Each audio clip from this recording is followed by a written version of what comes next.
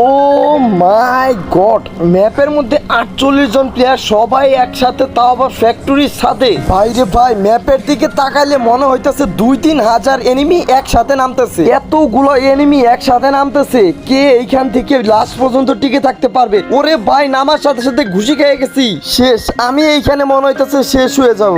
Enemy আমারে ঘুষি মেরে দিছে, তো আমাকেও তো এনিমিকে ঘুষি মারতে হবে। দেখি এইখানে সবগুলো এনিমিকে আমি ঘুষে আজকে মাইরা ফ্যাক্টরি কিং হব।